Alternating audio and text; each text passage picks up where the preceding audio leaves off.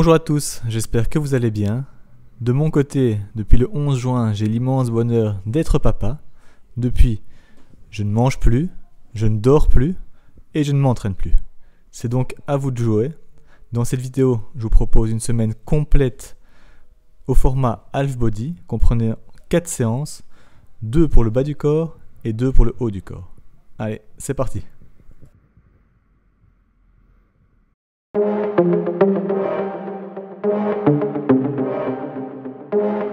La première séance est consacrée au haut du corps, avec notamment des mouvements de tirage et de poussée dans l'axe horizontal. Alors vous pouvez soit enchaîner tous les exercices l'un à la suite de l'autre, soit travailler en superset, donc le A avec le B, le C avec le D, le E avec le F et le G avec le H. Ce programme est constitué d'une alternance d'exercices agonistes-antagonistes afin de préserver un bon équilibre musculaire et prévenir tout risque de blessure. On commence cette séance avec du développé couché. Vous allez commencer par faire 12 répétitions, augmenter le poids pour 10 répétitions, augmenter le poids pour 8 et ensuite pour 6 répétitions. Vous pouvez faire cet exercice à la machine convergente comme moi, à la barre ou avec des haltères.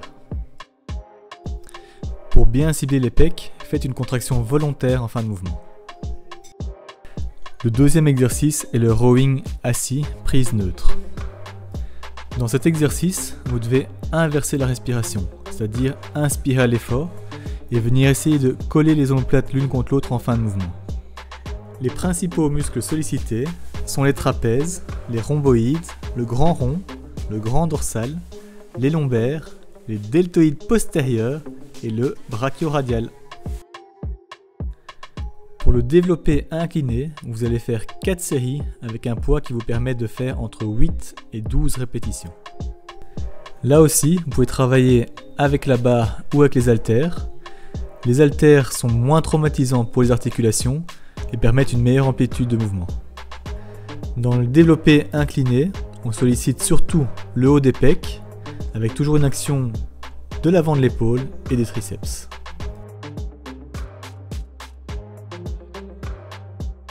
Dans ce deuxième exercice de rowing, je garde l'inspiration lors de la phase concentrique.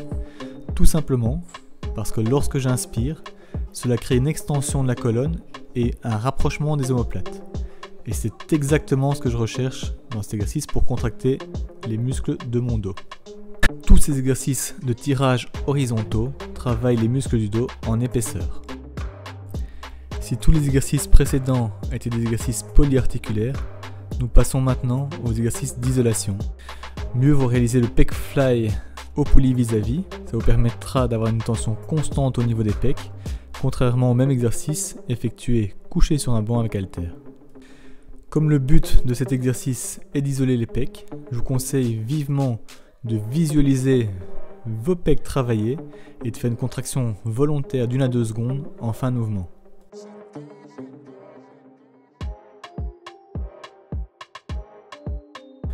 On continue cette logique d'enchaînement d'exercices agonistes-antagonistes.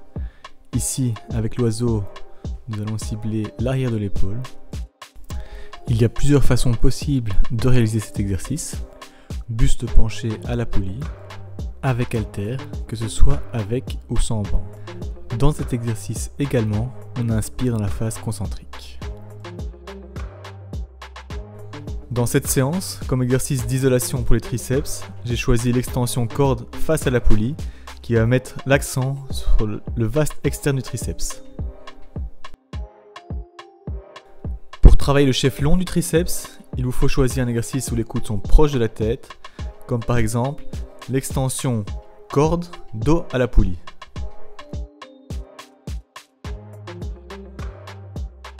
Et enfin, pour les biceps, vous allez faire du curl marteau avec haltère. La prise marteau va vous permettre de faire travailler tous les fléchisseurs du coude, le brachial, le biceps brachial et le brachioradial, et ça sans faire intervenir les fléchisseurs du poignet.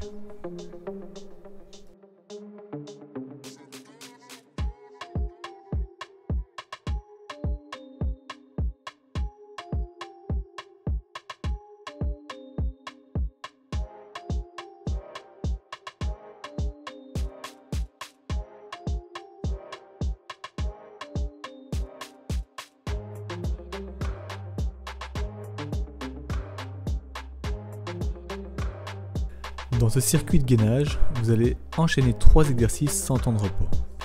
Le premier exercice consiste à vous mettre en position de pompage et décoller bras et jambes opposés, tout en gardant le bassin fixe, la tête, la colonne et le bassin alignés.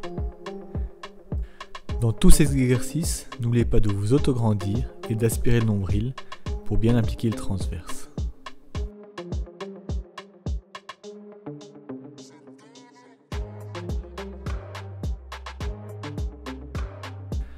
Le deuxième exercice est une position de planche latérale dans laquelle je viens greffer un mouvement d'adduction de la jambe du dessous. Là encore, je vérifie que ma tête, ma colonne et mon bassin sont bien alignés.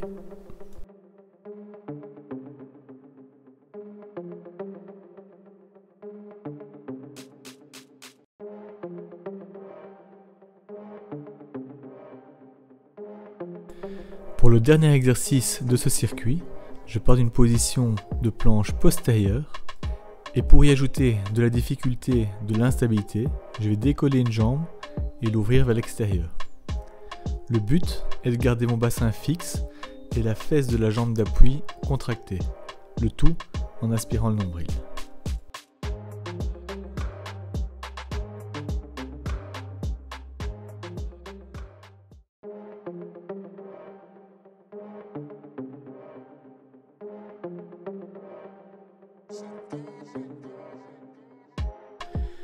Le soulevé de terre est un excellent exercice pour toute la chaîne postérieure. Cet exercice pouvant être dangereux, il est important de veiller à une bonne exécution. Première étape, je place mes pieds sous la barre, mes tibias contre la barre, je garde le dos à plat ou légèrement cambré, je mets en tension les ischios et les fessiers, ainsi que le dos, en essayant de rapprocher les omoplates l'une de l'autre.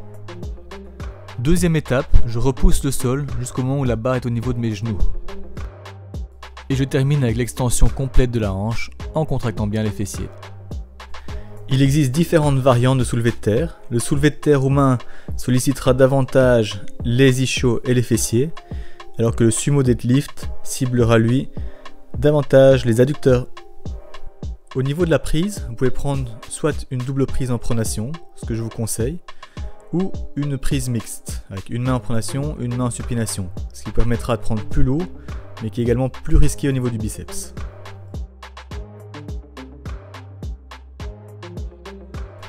La presse à cuisse permet de travailler intensément les jambes sans mettre trop de pression sur la colonne vertébrale. Pour bien exécuter le mouvement, vous devez garder le bassin plaqué contre le dossier, pousser les genoux vers l'extérieur et ne pas verrouiller les genoux lors de l'extension des jambes. Et comme vous le voyez, en changeant la position des pieds, on peut cibler certains muscles plus que d'autres. Si vous faites la presse à cuisse dans votre séance, vous devez obligatoirement rajouter un exercice avec une extension de hanche, comme vous l'avez fait avec le soulevé de terre ou maintenant ici avec les fentes sautées façon sprinter. Ces fentes sont un exercice pliométrique et sont excellentes pour développer beaucoup de puissance. Alors si votre objectif principal est le développement de la puissance, mieux vaut placer cet exercice en début de session.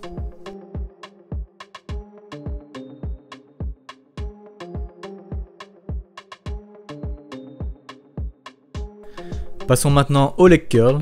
Alors pour moi, la façon la plus intéressante de le faire, c'est avec les pieds dans les anneaux. Tout simplement parce que ça demande une contraction également au niveau des fessiers. Mais vous pouvez bien sûr les isoler sur une machine spécifique, ce qui peut être intéressant au niveau esthétique, mais contre-productif au niveau sportif.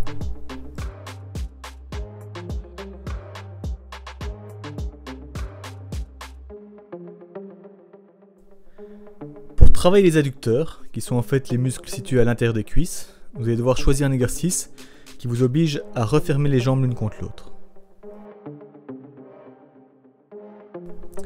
Ici, JP nous démontre l'exercice sur une machine classique. Moi, ce que j'aime bien faire, c'est m'allonger sur le dos, passer un élastique derrière le bassin accroché au niveau des pieds et refermer les jambes. Donc ça me fait un bon étirement actif en même temps.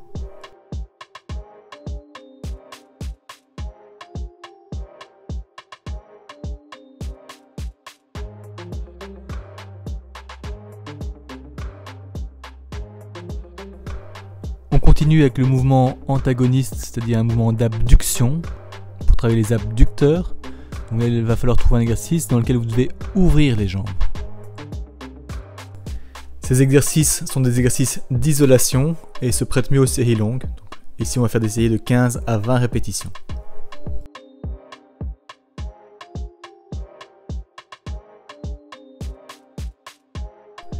Nous voilà au dernier exercice pour les membres inférieurs de cette séance. Là, on travaille les mollets. Donc, comme nous avons les jambes tendues avec le genou non verrouillé, on va travailler principalement les gastrocnémiens. On appelle également les jumeaux. Vous allez faire des séries de 20 répétitions et garder chaque fois une contraction statique de 1 à 2 secondes lorsque vous êtes sur la pointe du pied.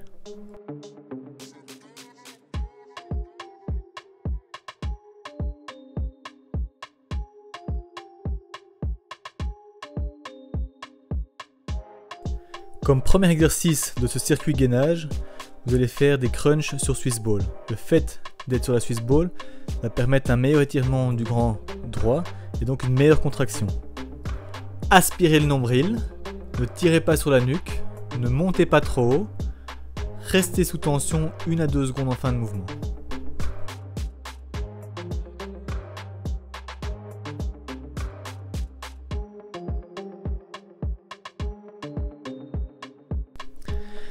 Exercice numéro 2, le twist. C'est un excellent exercice pour les obliques. Si vous possédez une bande élastique, c'est la meilleure façon de procéder. Sinon, vous pouvez toujours le faire à la poulie. Bien pivoter les pieds pour ne pas vous blesser au niveau du genou lors de la rotation. Là encore, faites des séries de 15 à 20 répétitions.